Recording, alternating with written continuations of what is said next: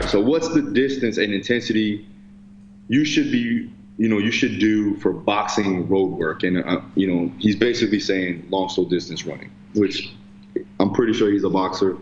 At the end of the day, boxers and fighters are going to do the road work no matter what. So we want to make sure that we give them the proper protocol so they're not killing themselves, right? I'm not going to stop Dustin from doing his road work because he likes to do it. It's something that keeps his mind, and focused. It's almost like meditation for him. Mm-hmm. So for that, I will make sure, depending on the circumstances, depending on the situation, whether you are trying to increase VO2 or we're just trying to maintain, right? It's going to depend upon the heart rate. It's going to depend upon the percentage of the heart rate, what zone they're in, and then obviously the time, duration, and intensity. As far as and then obviously the volume, right? So if I had to put, and we're going to go in general again, if I had to put it in general, I would say stay about 65 to 75% of your maximum heart rate, going about 30 to 45 minutes tops on that. So you want to go as long as you can, or I should say as far as you can, staying within that heart rate zone.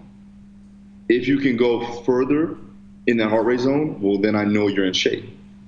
So if you can go, it's the good thing about this is that when I tell my guys and girls that want to run, and they want to go, and their regular miles are 4 to 6 or 7 miles, I say, okay, well, maintain this level of heart rate and let me know where you get to. And sometimes they'll get to 4 miles and maintain 150 beats per minute, and that's good.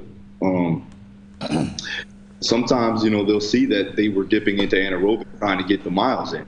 And that's not the energy system that we're actually trying to work on. That's not the stimulus adaptation that we're trying to acquire. So if I go, okay, go ahead and run for 45 minutes, keeping your heart rate at 150 to 160 beats per minute. Let me know let me know the distance that you ran. Yeah. You know what I'm saying? Yeah. And then you can kind of get a well indicator of like, okay, how well are they in shape?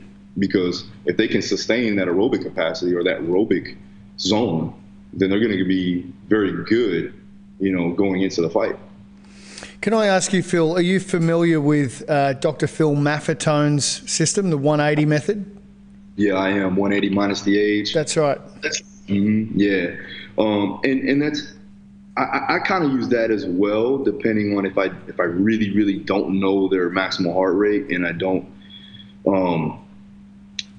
basically if I don't know their max heart rate and I just want to keep them in a good zone, and there has been, obviously he's had tremendous results with that, and there's been studies out to show that actually does work, staying in it. Because I've been doing a lot of research on long distance running, marathon running, triathlons, and watching these individuals train, and they train pretty much in zone 2, zone 3 for a long time. I mean, maybe not even too much in zone 3, but zone 2, they stay in that zone 2. And it for that, it increases speed. And I'm talking about speed as far as, distance, So, go ahead. I was just going to say, but with this system, especially with triathletes, efficiency is the end goal, right? So you want to be spending as little energy as possible, going as fast as possible or as long as possible. Yeah, definitely. I mean, that's the key. Is as long as we can stay away from anaerobic and then be efficient once they get into anaerobic, and try to buffer that down and get their heart rate down as fast as possible, right? After they get into an anaerobic state. And that's the key, right? Is recoverability. Exactly. In between rounds, if you're talking about a fighter, so again, we still want to work on increasing that ceiling. If we can get that ceiling high enough to where we don't have to worry about getting into that anaerobic state, or at least past threshold to where we are accumulating lactic, and then now we have to worry about buffering and recovery in between rounds. Well, we're going to be more efficient throughout the entire fight, and we're able to put more effort into certain things, and you won't make bad decisions from a mental standpoint. Yeah, agreed. But I mean, I think a very simple method for amateurs who don't have access to, the technology or the high-level coaches, Dr. Phil Maffetone's 180 method is It's a great place to start, and it's gonna keep the intensity down. And I think, as you first pointed out, Phil, you don't want these guys beating themselves up. You want to, if they're gonna do the road work, you want them to do it as safely as possible. It's so easy to just pound more impact onto those joints that just take a beating day in, day out.